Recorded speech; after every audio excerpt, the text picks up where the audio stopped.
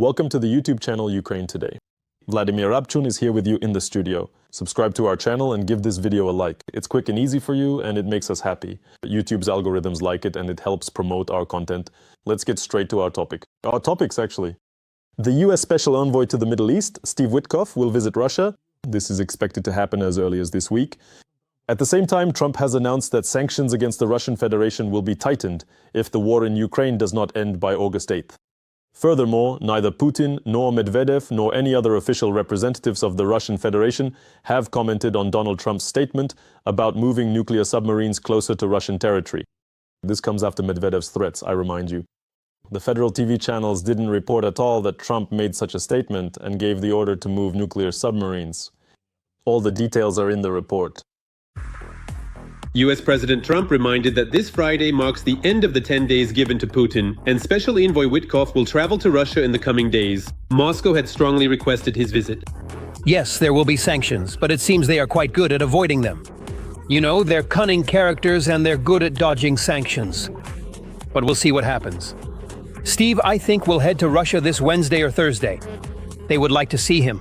They requested a meeting with him. So, we'll see. This is precisely the Kremlin's attempt to keep playing this game in which they lead the American administration by the nose, constantly promising some kind of results in the peace process or at least a freeze of the war, while in reality they continue trying to seize Ukrainian territories and constantly carry out terrorist attacks on Ukrainian cities. The Russian authorities have still not commented on Trump's statement about moving nuclear submarines in response to the drunken Medvedev's nuclear threats. And the federal TV channels didn't even mention the statement.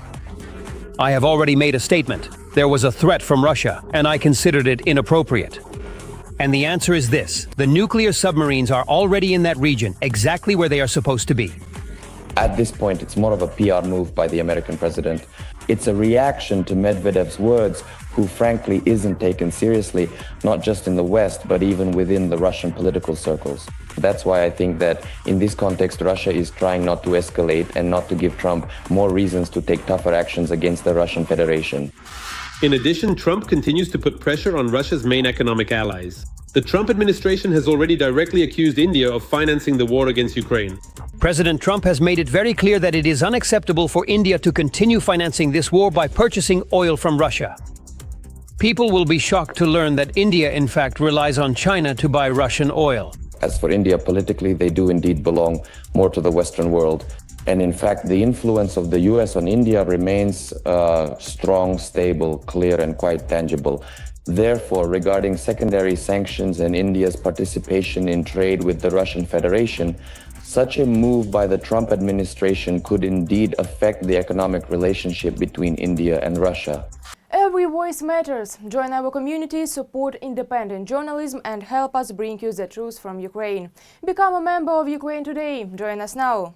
The question regarding China remains open. China does not want to give up Russian oil. Western analysts claim that if China believes Trump will not back down from his intention to impose secondary sanctions and at the same time will increase military support for Ukraine, this could make the Chinese reconsider. I think these will be 100% secondary tariffs.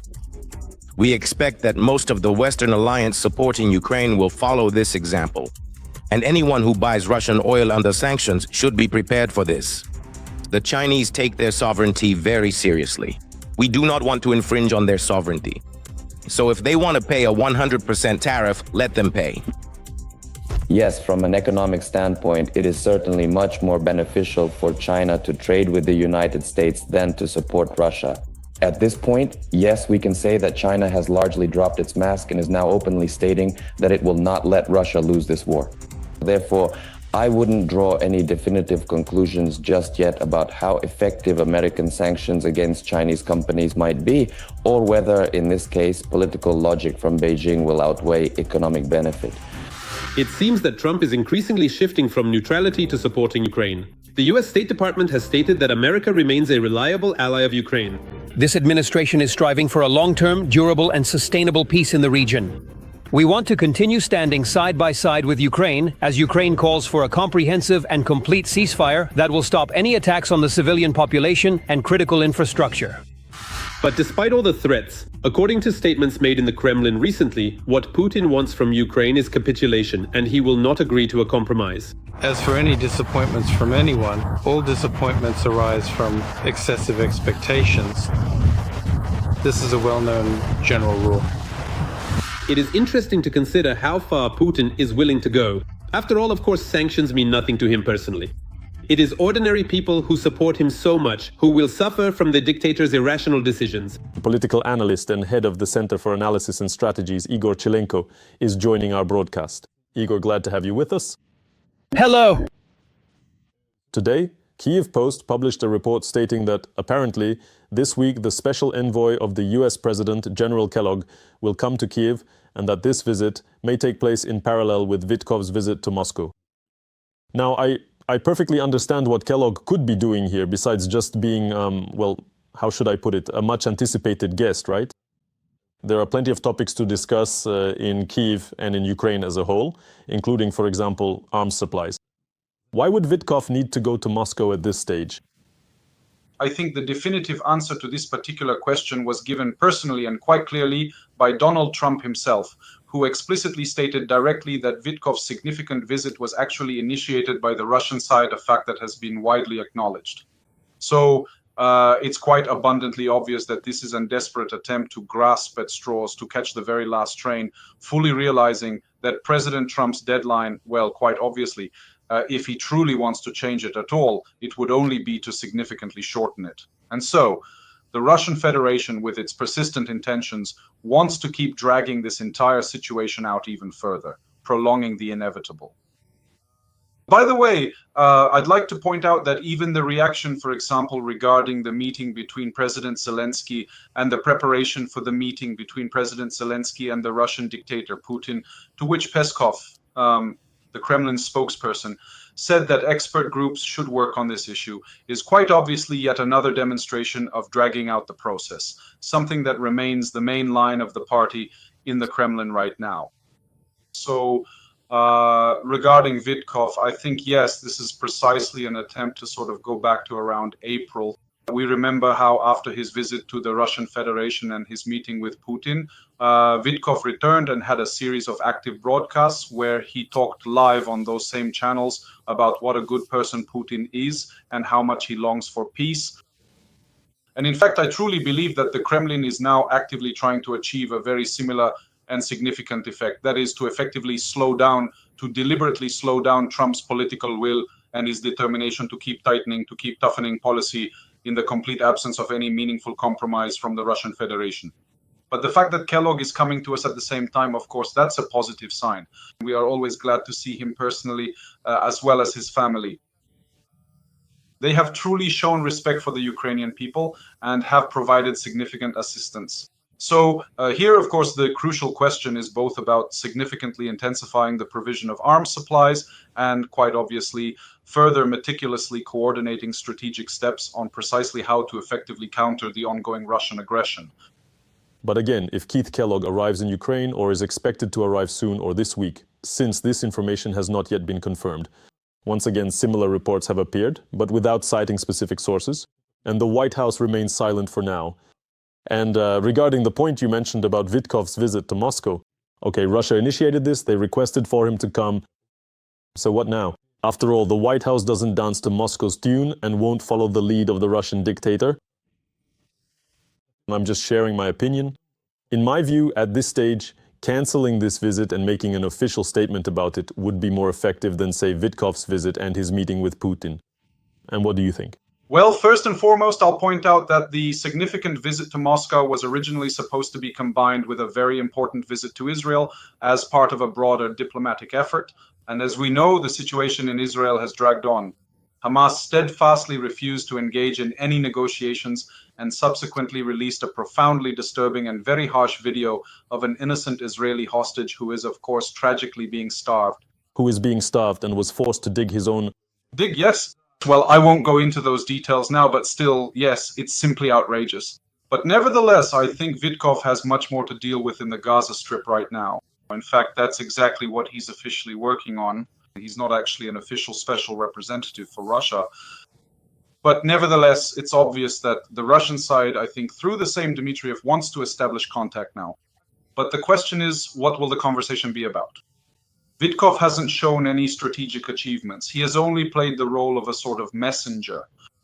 And in addition, of course, there was a moment when he actually returned American political prisoners who were being held by the Kremlin. We all know this practice when, under various fabricated pretexts, they charge Americans who, for some reason, decided to visit the Russian Federation with criminal offenses, throw them in prison, and then these essentially political prisoners are exchanged for some geopolitical perks for Putin personally and his inner circle. It's possible that a similar maneuver will take place at this meeting. Well, I do partially agree with you that cancelling this visit would have been the best option, but considering Vitkov's ineffectiveness on the Russian track, well, what worse could he possibly do? The whole significant problem is that before engaging in such crucial negotiations, Vladimir Putin usually employs the military topic and its associated power to considerably strengthen his strategic position. This means additional record-breaking shelling of Ukrainian cities. And is Vitkov's visit really worth additional casualties among Ukrainians, peaceful Ukrainians, just so that Putin can feel like he's in a position of strength? I don't think so. But obviously Trump was convinced otherwise. Vitkov still has good, directly friendly relations. I have no positive expectations from this visit, not even close. And it's clear that Putin also isn't going to change his point of view. I believe he articulated this as clearly and comprehensively as possible in public during his recent meeting with President Alexander Lukashenko during their informal and rather significant rendezvous the other day. An informal chat on a bench? Okay, these visits aren't happening for no reason. Well, or at the very least, there's at least one officially announced visit. Vitkov's visit to Moscow isn't for nothing. All of this is happening against the backdrop of the ultimatum issued by the American president to the Russian dictator. So, by the 8th of August, there must be a ceasefire or an agreement with Ukraine. Otherwise, there will be a tightening of the sanctions regime and new tariffs, which will affect not only Russia, but also those countries that, in essence, are funding the Russian war by purchasing Russian energy resources. In your opinion, what will happen on the 8th? That's literally in 4.5 days. Honestly, I don't expect any kind of storm.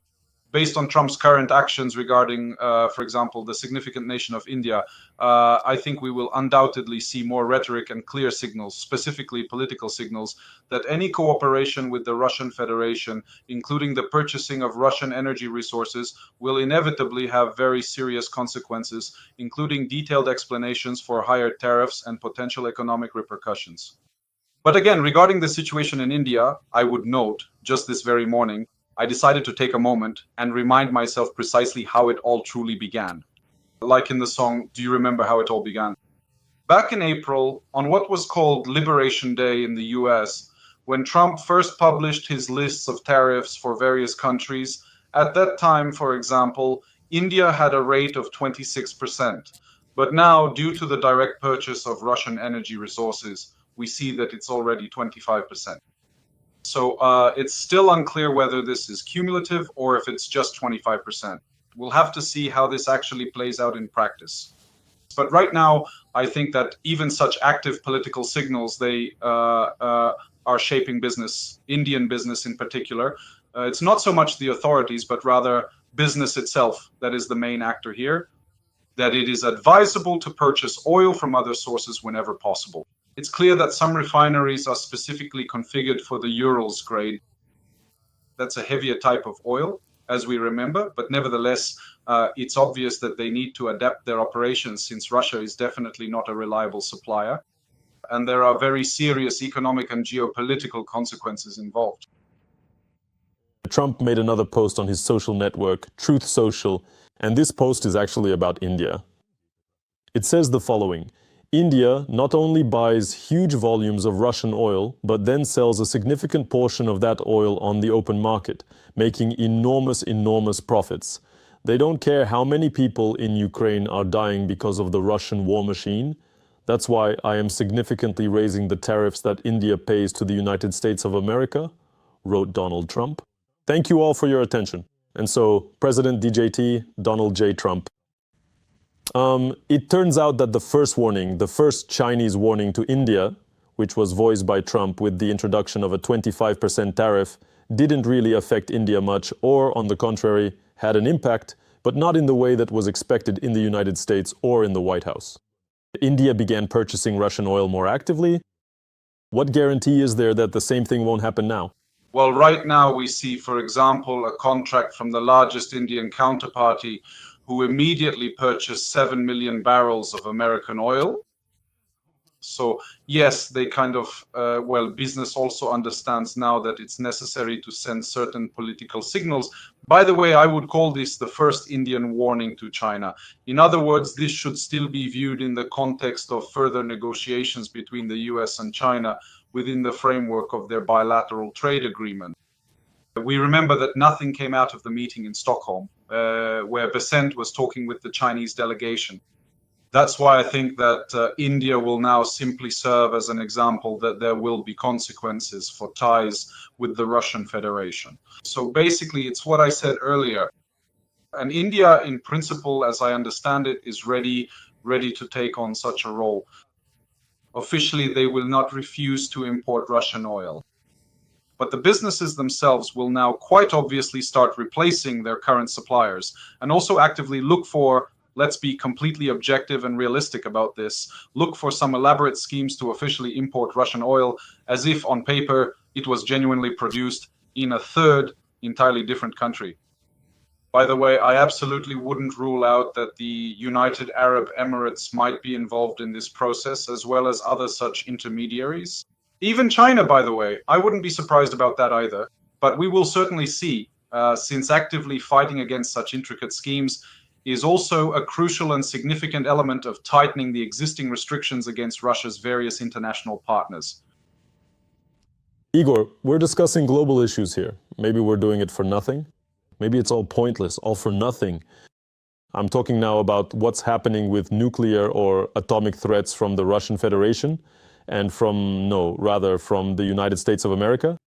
Trump gave the order to deploy submarines closer to the Russian Federation after Medvedev, Dmitry the alcoholic, decided to threaten the United States with war.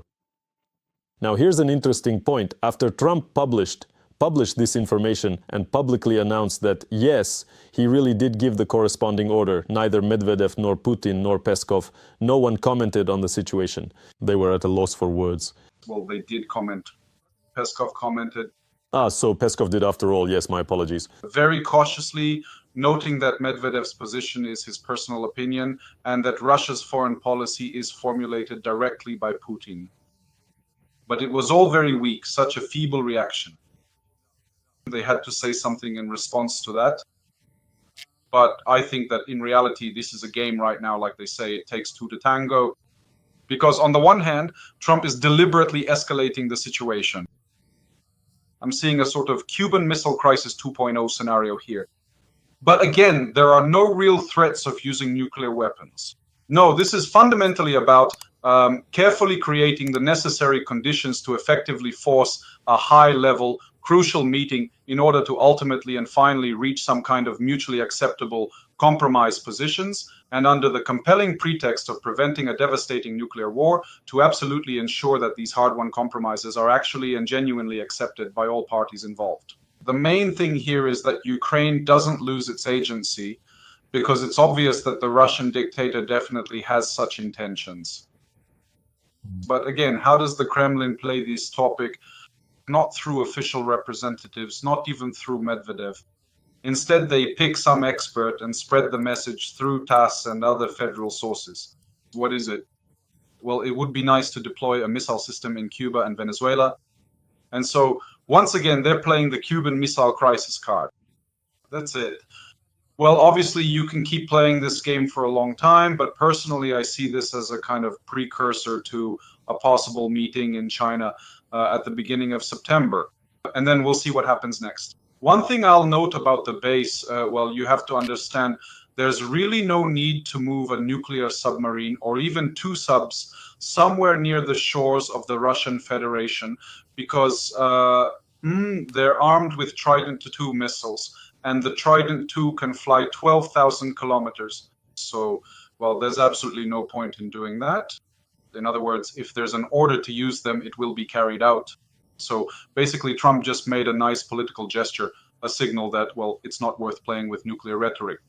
It's actually a good thing that during his first presidency, Trump didn't react to people like Solovyov and Kiselyov with all their talk about nuclear ashes and so on.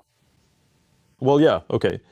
Although at one time it seemed unlikely that Putin would start a full-scale war against Ukraine. Yet here we are. Okay, we'll keep following how things develop. Igor, thank you very much. Igor Chelenko, political analyst and head of the Center for Analysis and Strategy, joined our broadcast. Thank you. Thank you.